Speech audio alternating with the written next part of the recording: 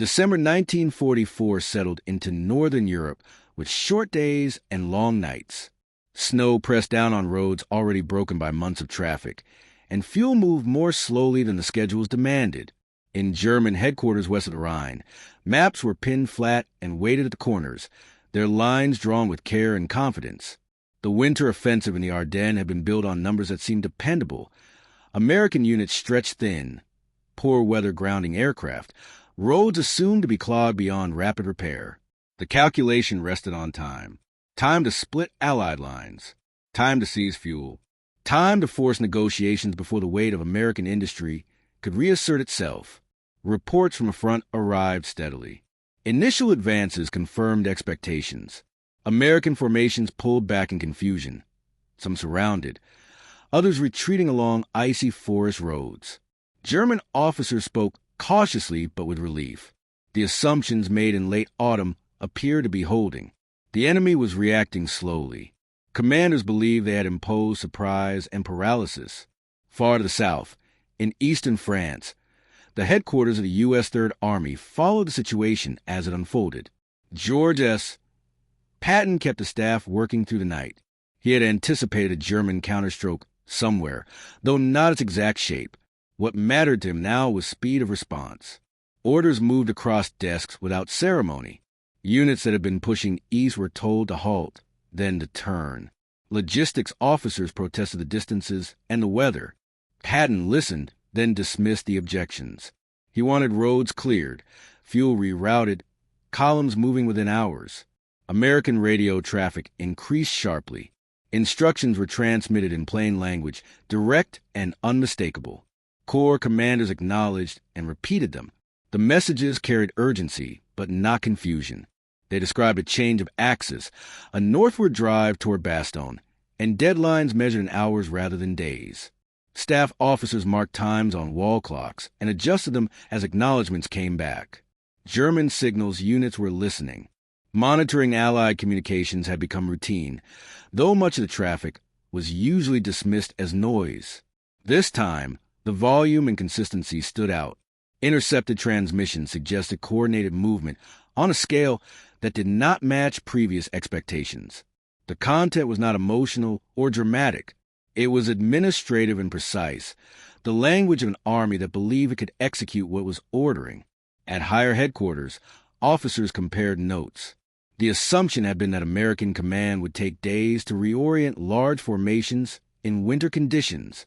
The Ardennes roads were narrow, forested, and already strained. Fuel shortages on the Allied side were considered a limiting factor. The weather was supposed to ensure that any major movement would be slow and visible.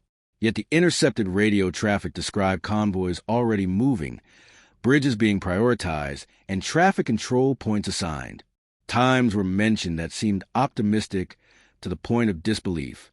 A German colonel studying the intercept summaries asked whether the translations were correct.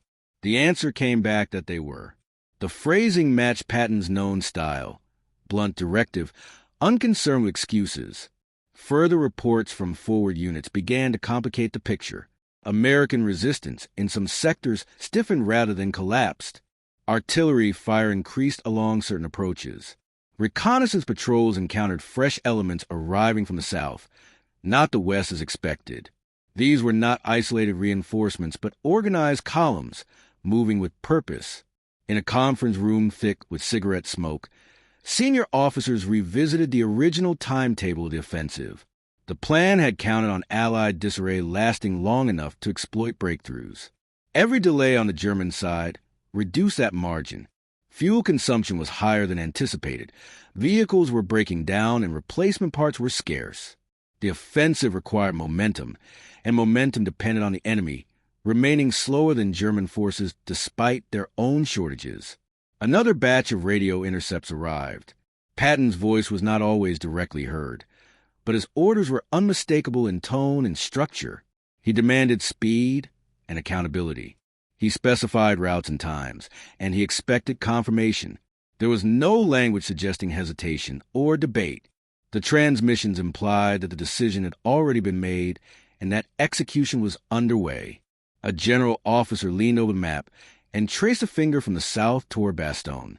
If the Americans arrived there sooner than expected, the encirclement would fail. The pocket that was supposed to collapse would instead become a rallying point. German units already committed would face fresh opposition on ground they had assumed would remain uncontested for days. No one spoke for a moment. The room had been prepared for reports of success, not for indications that the enemy was compressing time itself. The offensive was still advancing, but the margin for error was narrowing. The winter weather remained severe, but it now cut both ways. Roads that were supposed to delay the Americans were being used by them with determination that the original estimates had not accounted for. As more intercepts were logged and summarized, a quiet realization began to form. The American response was not improvised panic. It was deliberate and fast. Patton was not waiting for clarity or permission beyond what he already possessed. He was moving an army in winter conditions that German planners had labeled impractical. The calculation that had underpinned the offensive did not collapse all at once. It weakened incrementally, with each confirmed transmission and each field report that contradicted the expected timeline. By the time the meeting adjourned, orders were issued to push harder, to seize objectives before the Americans could fully arrive. Those orders carried an urgency that had not been present days earlier, an acknowledgement that time was no longer behaving as planned. Outside the headquarters, snow continued to fall, indifferent to schedules and assumptions. Inside, German officers prepared for the next round of reports, aware that the window they believed they controlled was beginning to close, and that the voice on the Allied radio was reshaping the battle faster than their maps had allowed. The next morning brought no pause in the stream of information. Reports from the front and from signals units arrived almost simultaneously, each one tightening the frame around the same conclusion. American movement from the south was not slowing. Road junctions, once assumed to be secondary, now carried steady traffic. German reconnaissance aircraft, when weather allowed them to fly, confirmed columns advancing with discipline rather than haste, maintaining intervals and protection as if operating under long-prepared plans. At German Army Group headquarters, staff officers adjusted overlays on their maps. Lines meant to show American withdrawal were erased and redrawn. The pressure points of the offensive shifted accordingly. Bastogne remained a focal point, but the assumptions surrounding it were changing. What was intended as a sealed pocket was becoming a contested hub, drawing forces rather than isolating them. Intercept teams continued to work through the day and night. The cadence of American radio traffic did not diminish. Orders flowed downward, acknowledgments returned upward, and corrections were issued without delay. There was no indication of confusion at the command level. The language suggested confidence that the roads could handle the movement, and that units would arrive when expected. One intercept, translated and circulated among senior officers, described artillery being reassigned while already on the move. Another referenced fuel allocations adjusted mid-march. These were not theoretical plans, but actions already in progress. The speed at which these changes were ordered and confirmed indicated a headquarters accustomed to operating under pressure and trusting its subordinates to execute without detailed supervision. A German general asked how long it should take for an American army to pivot 90 degrees in winter. A staff officer replied with a figure from the original planning documents. The general compared it silently to the times now being mentioned in the intercepts. The difference was not marginal. It was decisive. At the front, German units began to feel the change directly. Engagements that were expected to involve scattered defenders instead met organized resistance supported by artillery. American counterattacks did not always succeed, but they forced pauses and redeployments. Each pause consumed fuel in daylight, both in short supply. Commanders in the field reported growing concern about their flanks. The offensive had been designed to move forward aggressively, accepting risk on the sides in exchange for speed. That risk now appeared greater than anticipated. American forces arriving from unexpected directions threatened supply routes that were already fragile. In response, higher headquarters issued instructions to accelerate operations where possible. Objectives were reordered, with emphasis placed on maintaining momentum toward the Meuse. Yet these orders competed with practical realities. Vehicles broke down on frozen roads. Fuel trucks lagged behind advancing units. Infantry marched longer distances than planned, arriving exhausted and under strength. Meanwhile, the intercepted American traffic continued to reflect a different balance of priorities. There was no evidence of hesitation about committing reserves. Patton's headquarters treated the situation as one that demanded immediate resolution, not cautious probing. Units were committed fully, even if it meant accepting temporary exposure elsewhere. German officers listening to the translated transmissions noted the absence of defensive language. There were no appeals for time, no acknowledgments of impossibility. When obstacles were mentioned, they were followed by directives to overcome them, not by requests for revision. The tone implied that failure to meet the schedule was not an option. As the day progressed, weather forecasts suggested brief improvements that could allow Allied air power to return. This possibility had been accounted for in the planning, but only after several days of offensive progress. If American ground forces stabilized sooner than expected, the return of aircraft would further complicate German movements already constrained by fuel and terrain.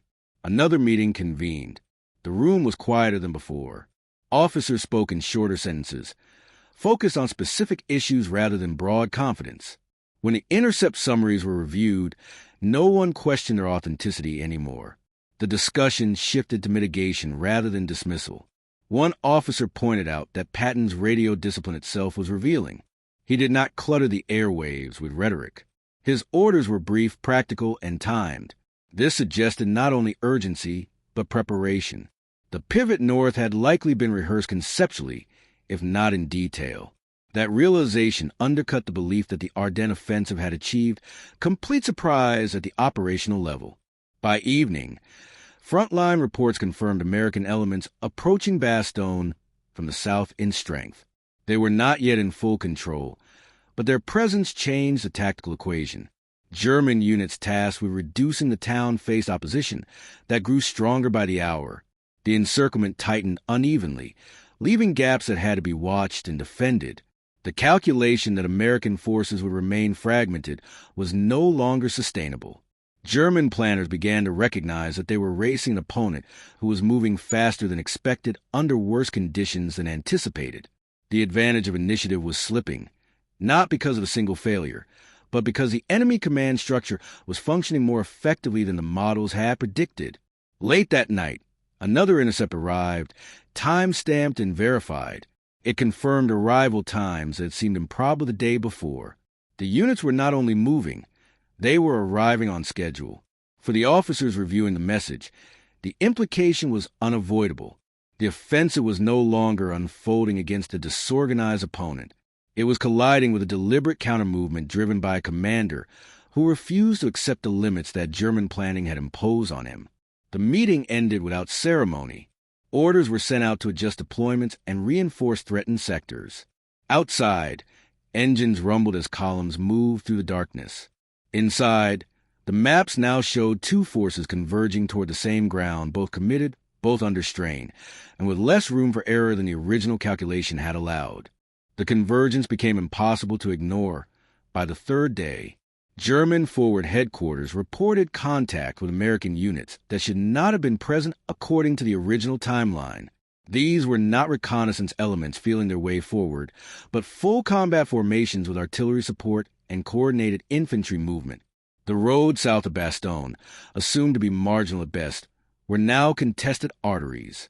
At higher command levels, attention narrowed to a single question: whether the offensive could still force a decision before the Americans fully stabilized the front. The answer depended on speed, but speed now carried risk that had not been planned for. Supply columns were increasingly vulnerable. Fuel allocations were recalculated daily, sometimes hourly, as demands exceeded expectations. Intercepted American radio traffic provided an unsettling contrast. The pace did not slacken. Adjustments were made, but they were refinements, not reversals. Units reported delays and immediately received alternate routes or revised timings. The system absorbed friction rather than stalling under it. One intercept captured a brief exchange between Patton's headquarters and a corps commander regarding a bridge reported damaged by ice. The response was immediate. Engineers rerouted, traffic redirected, no pause authorized. The language was blunt. Movement was to continue regardless of inconvenience. To German analysts, the exchange confirmed that the American command was not merely reacting, but imposing its will on circumstances. Within German headquarters, debates sharpened. Some officers argued that the offensive must be pressed harder, that hesitation would guarantee failure. Others warned that committing remaining reserves without secure flanks could lead to collapse. These discussions were not philosophical. They were anchored in fuel count, unit strengths, and the steadily increasing American presence on critical roads. The idea that winter conditions alone could slow the enemy was abandoned. Snow and ice were affecting both sides, but the Americans were compensating through organization and command emphasis. Patton's insistence on momentum appeared to override logistical caution, accepting risk in order to regain initiative. On the ground, German commanders felt the pressure in concrete ways. Attacks scheduled for dawn were delayed because fuel had not arrived. Infantry advanced without adequate support. When resistance stiffened, there were fewer reserves to exploit success or cover withdrawal. Each tactical choice fed back into the operational problem of time. Reports from Bastogne itself added urgency. The town remained contested, not reduced. American defenders held under pressure, and relief forces approaching from the south increased their resilience. The longer Bastogne remained in Allied hands, the more it disrupted German movement and planning. Roads that should have been secure were under observation or fire. Intercept summaries now included references to coordination between Patton's forces and other American commands. This suggested that the pivot north was not an isolated maneuver, but part of a broader rebalancing of the front. The offensive, designed to fracture Allied cooperation, was instead provoking a rapid reassertion of it. A senior German officer remarked quietly that the enemy was behaving as if time favored him, not the offensive. This inversion struck at the core of the plan.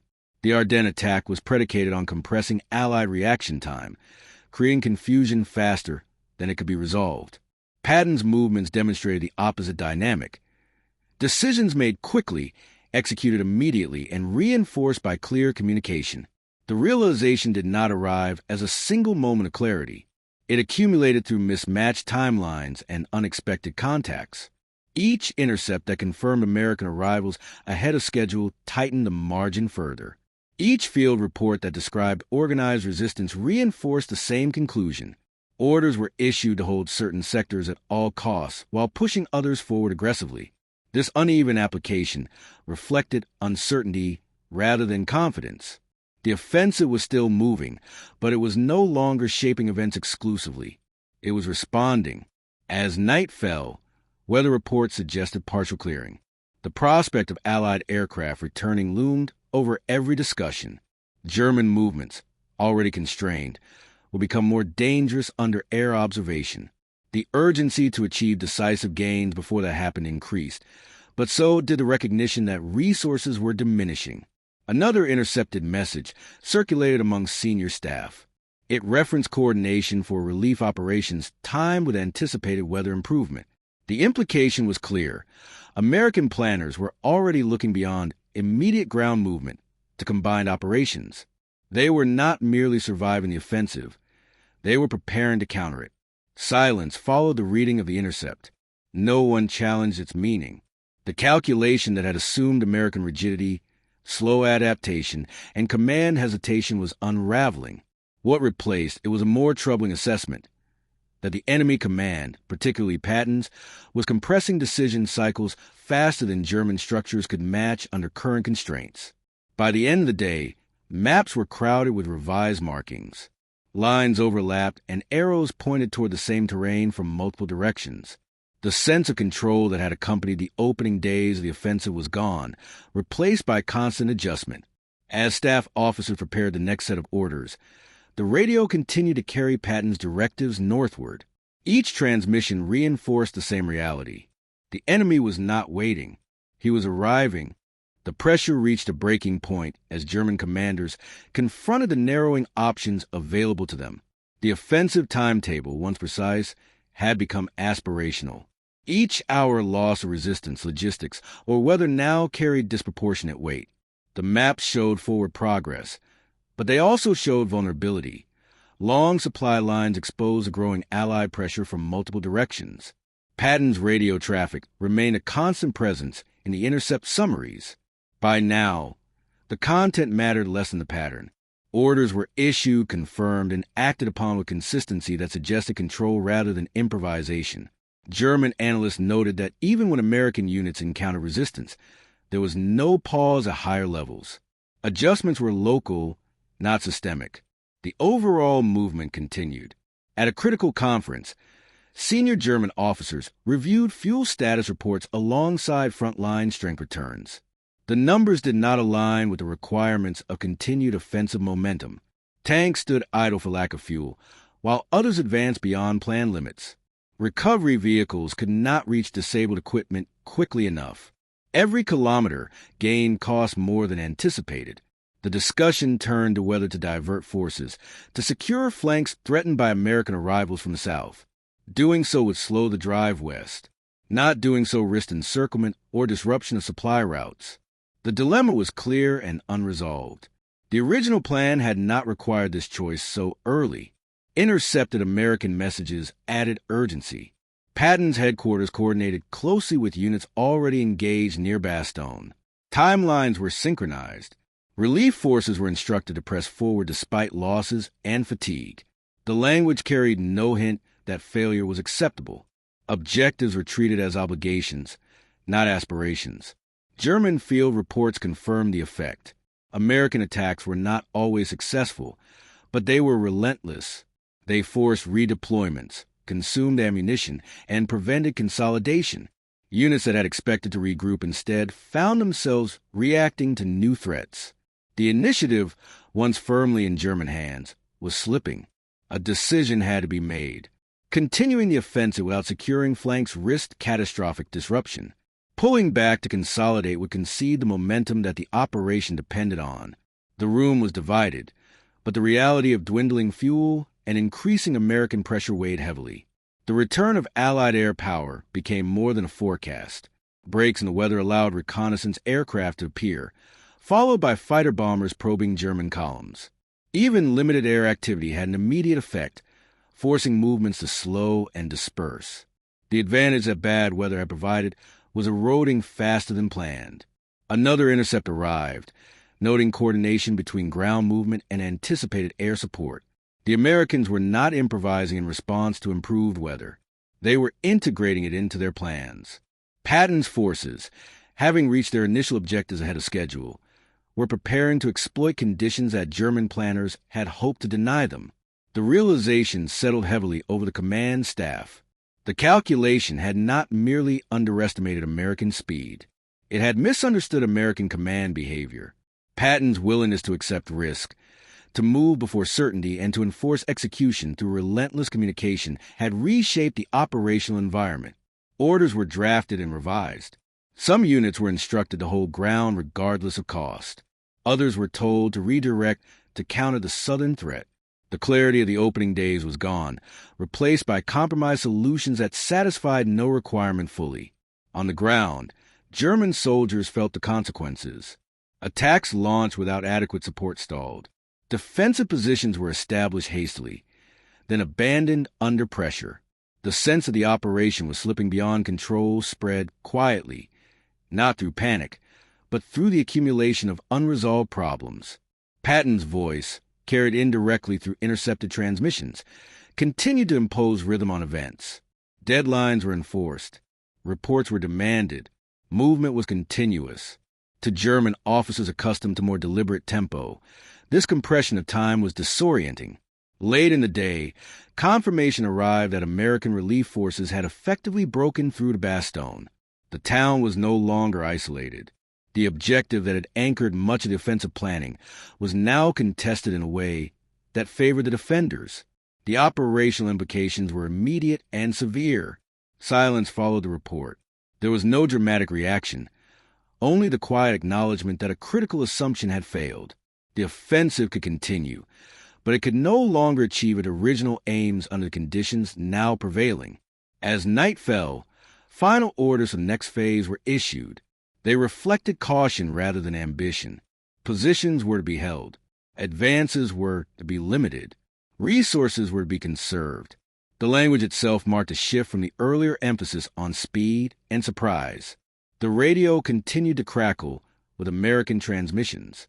They spoke of consolidation, reinforcement, and preparation for further action. The contrast was unmistakable. One side was recalculating limits.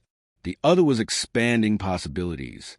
By the end of the day, the outcome was not yet decided, but the direction was clear.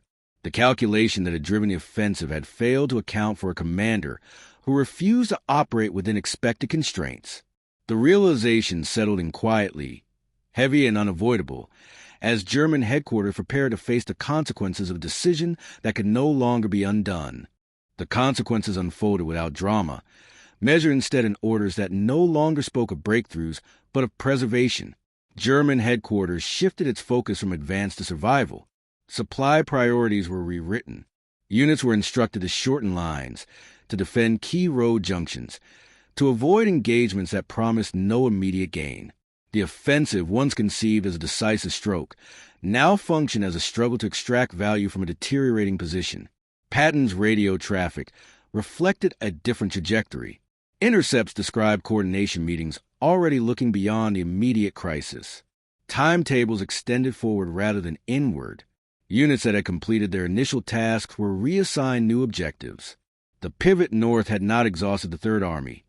It had reoriented it.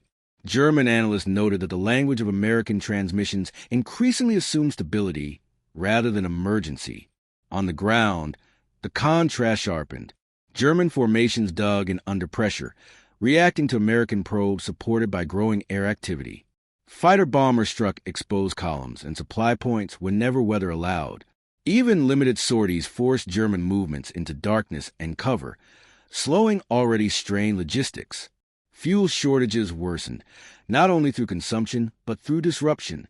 The decision not to withdraw immediately carried its own costs.